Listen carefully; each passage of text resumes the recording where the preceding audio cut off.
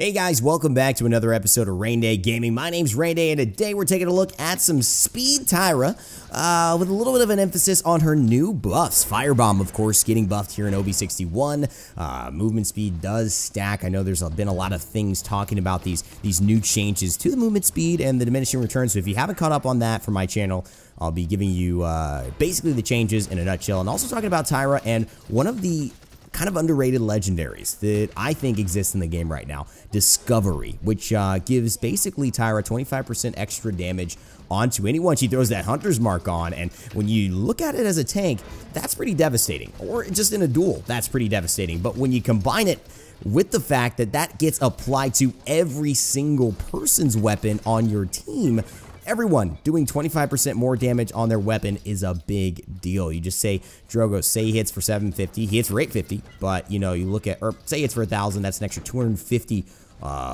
damage added on top of that rocket. I don't know 25% of 800 right now, it's basically like 200, so I mean, he's looking close to 1,000 as the pip tries to flank, but no, not on me today, baby. So it's a really interesting thing that I think people aren't looking at. Of course, I've got about a little bit of movement speed in here. It's a very interesting deck that's based around using Crossfire, using the Firebomb movement speed. Actually, I have a card that gives me 24% movement speed when I throw my Firebomb to really reposition, to have a huge impact on the fight. You see the grenade hits 2 there for about 700, and we get ourselves looking good, baby. If you have my voice back, you know exactly what that's all about as Victor gets blindsided here. It looks like we've actually kind of wiped all 4 of them. Torvald's in the left, alive, and so we're going to look to get this objective moving forward into this match. So Discovery, yeah, I think it's a really good look, guys. If you haven't figured it out, this could be something that's up and coming. It could be something that you could be on the cutting edge on. I know a lot of people still don't use this legendary, and I've been trying it out. I mean, First Blood, you know, obviously looking at, what's it called? The Mercy Launcher, or Mercy Kill, is honestly really good, but Discovery from a team-wide perspective has some serious benefits. We see how powerful Luminary is on Genos. We know how powerful Field Study is with that protection and damage increase that Torvald provides. You know, Discovery added on top of that, you know, everything stacking that, it's very interesting. As you can see, already just burning down that Torvald. Tanks will melt, and sometimes you will too. That's just the nature of Tyra. Her and Victor got a couple changes this patch. So if you don't know that, let's first talk about the changes Tyra got.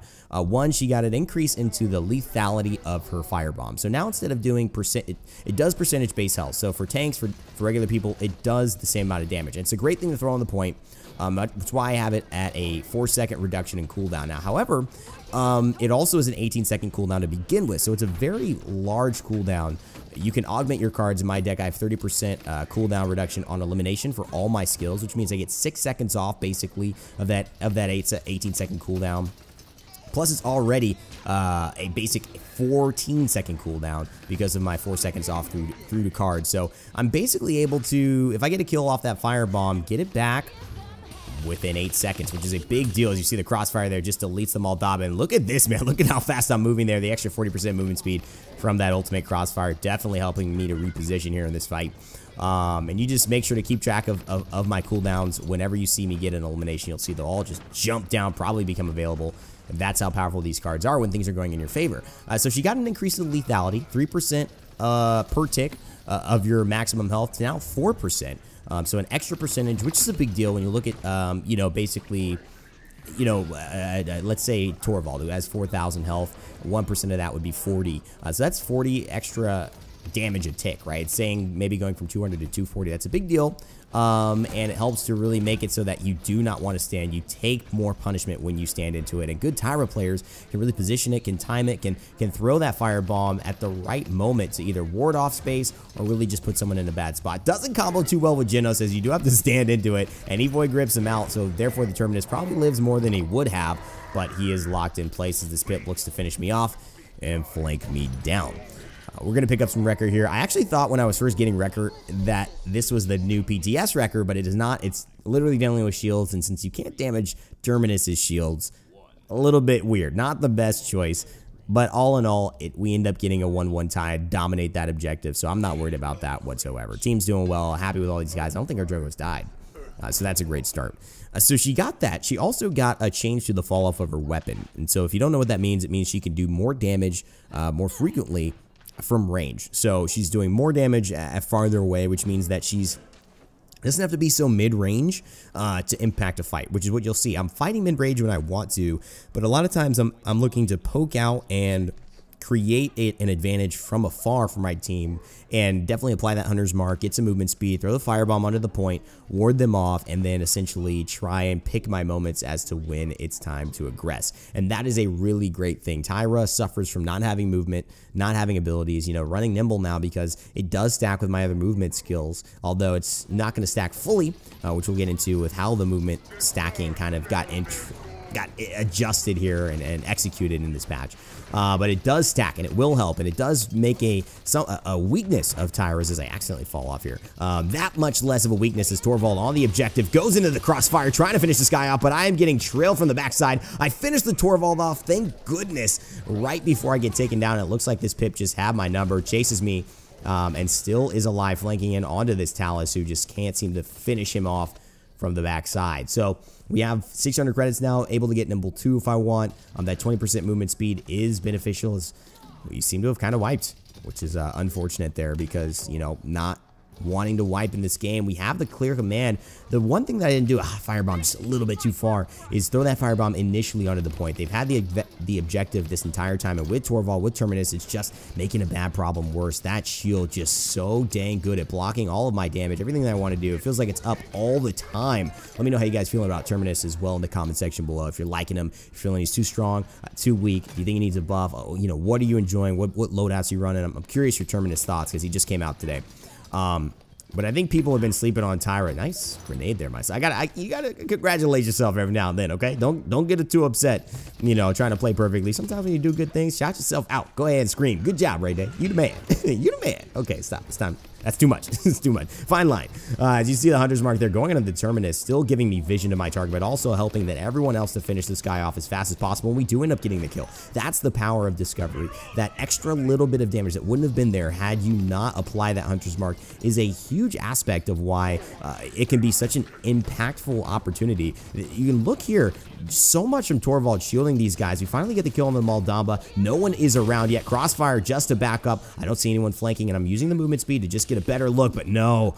Unfortunately, Terminus is right back on the horse at the perfect time. It grabs the objective when no one's looking and ends up getting the day. The Pip is here bouncing around, but I get the first shot, throws his healing potion away. I know where he's coming from because I've got the hunter's mark, so the firebomb is warding him off. Already get about 225 damage into the fight. And I walk around just to try and flank, and he's very mobile, trying to take down with me, but his waitlist seems to have ended, and that's the final kill. Dread Serpent going on in the background as we look to stall out this payload push. Like you can see here, Victor, he also got the treatment, so he's more deadly from range, so I have to be careful as well. Me and him both getting pretty much the same treatment in terms of being effective from range, and I don't know if Victor needed more damage from range. You be the judge of that, but in my eyes, and Tyra, I'm not happy about it, so I got to be wary of that, guys. I take the upper ground. You know, it's Tyra, and on Serpent Beach, there's two key points. You want to position correctly. You know, your positioning is going to help you to get an edge in your fight or really be behind. And most Tyras, unless you get all headshots and never miss a bullet, are going to lose if they're not at least having an even footing or a positive footing. She's not like a Leon who things get bad, presses E, and all of a sudden things get much better as her enlightenment stops all damage, does a ton of damage, and of course makes her CC immune. Tyra doesn't have that luxury. She's got a lot of great abilities that affect the point fight, but she's got to use them wisely. She's got to position wisely. That firebomb, a little wasted there. Goes into the ocean, a little bit too high. I think I'm aiming on that 10-foot rim. Practicing on a 7, and so unfortunately not what I needed there. But a couple of good kills here. Moldava looking to get me a stun, and he does find it there. Going to slither away, but gets taken up into the air by the void grip of our Genos, and we just go ahead and eliminate him. 10 streak for me. So yada yada, woohoo. And looks like the Talus just a little bit overcommitting, but doing pretty well today as he gets the Deadeye kill onto the Victor yet again. So, you know, not only talking about Discovery, but I've just been talking about discovering different things here from a broader perspective with Paladins. Wrecker changes that were live, you know, were very interesting to test out, in my opinion. I was very intrigued by how it interacted. And in my case, it actually, I think, made tanks a little bit stronger. But I think it does do the job of making sure that people don't want to do 3-4 tanks, because I think Wrecker would dominate in that situation. I didn't see one game where there was actually, I think, 3 tanks on the enemy team, which is something you see here and there, definitely at high levels of play. So that was good to see. I still don't know. I still think there's a lot of interesting factors coming through, and so let me know your guys' thoughts on that as well. Firebomb of Time hitting so many people, 156 per tick. You can't mitigate that with Haven. The Dread Serpent comes out, but I stay alive. And here's the Terminus. One swing of the axe will do. I go down, and he gets out of dodge. But the overtime ticks, we get the defense successful. 29-5 right now. Not a bad look indeed. So movement speed. As I grab Nimble 2, we look at resilience, you know, resilience 2, and I have Nimble 2. The changes to movement speed, I'm sure you've looked at it, you've seen it, I'm sure you've seen videos. A couple of things I noticed was that the designers, I talked about it, like if you'd noticed seeing the sky thing, I noticed that there was an insane amount of movement speed she could get, because now instead of what used to happen where movement speed was not a stackable stat, you basically had 20% movement speed in items and 10% movement speed in cards. Well, that 20% movement speed in items would always be the movement speed you got. You would never ever have that 10% in cards giving you value unless you suddenly bump that card value up to 40%. And then that would be the value that you operated at all game. Unless something went higher than that, then you'd operate at that value. Nothing would stack. It was called strongest wins, and essentially the strongest number of your movement speed in your kit would win. I see the Victor coming up. I'm going to get the first couple of shots onto him, but he's dodging me out pretty well. And actually, man, a ton of damage coming through from this Victor. Holy moly. And I ended up going down, so that was not a good thing. And ooh, looks like our Terminus is... Hello? Hello, buddy? Hello? Oh, no. No tank against 2 tanks. And they're Torvald and Terminus. That's not a good thing. Where are all our tanks having T's? My gosh, Torvald and Terminus, that is a deadly combination right there. That's actually going to be a really good situation. And again, you see that just shield just definitely just destroying my day. You really got to get around him in the right way. Deadeye again finds me in the bad spot. I try to just go ahead and out damage him. There's no use running. And again, he just gets the better end of me. And fortunately, Victor wins that one 2 times in a row, and that's not a good sign for our point fight hopes. We don't have a tank, and so that's why we're just consistently not having any percentage on the objective. So this is tough. EUB. EUB. What could EUB mean? Everyone will burn. Maybe that's what he's saying. Just preempting the firebomb there. Who knows? Or maybe he's just talking about our hopes at winning this game. I hope we can do it. We can do it, guys. Never give up, never stop gaming. 4v5. We got this. Let's go. First game in casual since OB61 launched. We're taking that W. We can do it. Come on. Let's believe. That's what we're all about here at Raynday Gaming. We having fun. We believe it. I'm on the high ground, just shooting down onto the fools. Little Pip, little Volpine, take my grenade, you sucker. And headshots for the granddaddy. That's never that. Nope. Let's stop that as well. Grand people, you are much loved and respected in our society, and we appreciate what you do for this country, for this family. Crossfire is ready. I don't want to use it, but just getting back into the movement speed conversation, which got a little delayed there. Basically, the concept is that you used to have strongest wins, and now you have stacking possibilities with diminishing returns. Diminishing returns means that you will still take the largest value. So say I have 40% from a card of movement speed, right? Or for instance, I have 24% in a card that gives me movement speed when my firebomb is active. When my firebomb is active, that will be the stat that gets full movement speed. I will fully get 24% movement speed. Now, I have 5% else in cards, and I will get less than the 5%, potentially, depending on what other stuff I have. The 20% that I have from Nimble will stack, but say that extra 25%, once it gets to a certain threshold, I don't know the specific number, will maybe not be 25%, it'll be like 13%, right? So maybe in total, I'm moving 40% faster. And then when my crossfire activates and I've thrown my firebomb and I get an extra 40%, that will be the full value I get, 40%. And then the other 44%, which is made up of the 24 from cards, the 20 from Nimble, something like that, 29 from cards, the 20 from Nimble, will have diminishing returns. So that total other 49% separate from the 40 I get from my ultimate will end up actually being maybe it's 20% instead of the 49, right? Maybe I get 50% of that. Maybe it's even less. I don't know, because the diminishing returns, there's a lot of math. You can check it out in the forums at paladins.com, but it's the idea that I'm trying to get across. It's that you can, stack 80% of movement speed from other sources. You're not going to get the full 80, but you'll get the full biggest value that you have, and that 80 will then be basically diminished and you'll depending on how much you have, right? So that's kind of the key.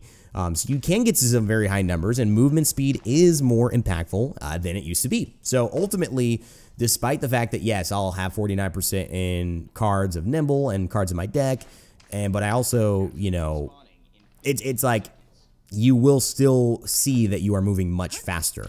Yes, you won't get your 49% fully from the other cards and things you purchase, but even if it ends up being 20, it will be a big impact that you will see. Every percentage that you purchase will have an impact on you in the game, which is important.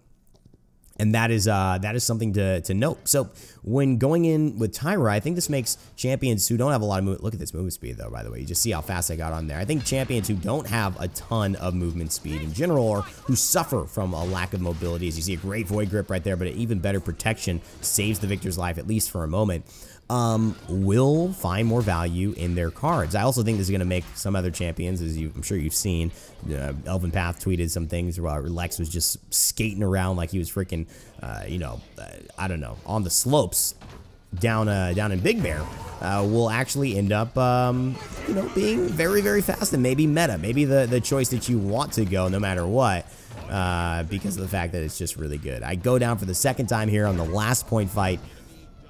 And this is not looking great, but at least our Drogos is still alive. We have a chance, guys. Remember, we have to believe. They are 5, we are 4. Terminus is not quite back yet.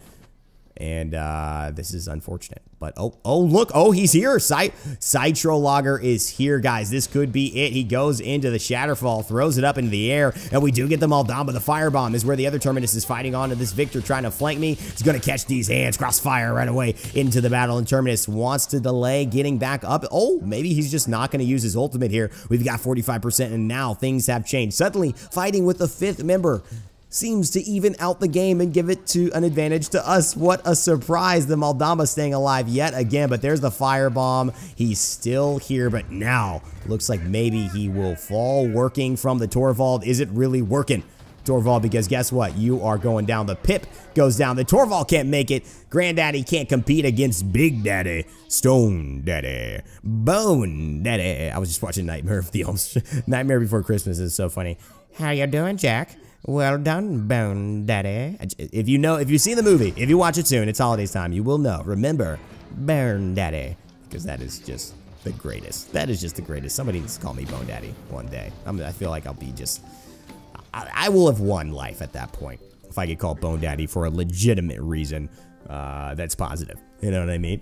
He's got great bones. Great, ton of calcium when he was growing up. Great bones. Great game, guys, and a fantastic comeback. Hopefully, you guys enjoyed this one and a little bit of discussion. Caught yourselves up on the new changes in Paladins. It will be a different ecosystem. Things will be different, but of course, as we've conquered all of these other changes to vertical mobility and things like that, we will conquer these. There will be some tunes. Give your feedback below. I can only say that if you don't comment, you're not giving yourself a chance to have your feedback heard. You have good feedback. You play the game. You know better than anybody else. So leave a comment here in the comment section below. Let me know what you think about these changes. Leave a like if you enjoyed the video. That is important as well. It helps me out here on the channel. And go ahead and subscribe if you want to stay tuned for more. The reason I haven't had a video in the last couple days, guys, although I have been busy, it's because I've been working on another top 5, which I plan on dropping tomorrow. So make sure to stay tuned for that. Notification squad, please show up. Would appreciate you guys. It's a good one. Been working hard. Can't wait to show you guys what I've got coming up. As always, my friends, remember to never give up, never stop gaming, and I'll see you all next time.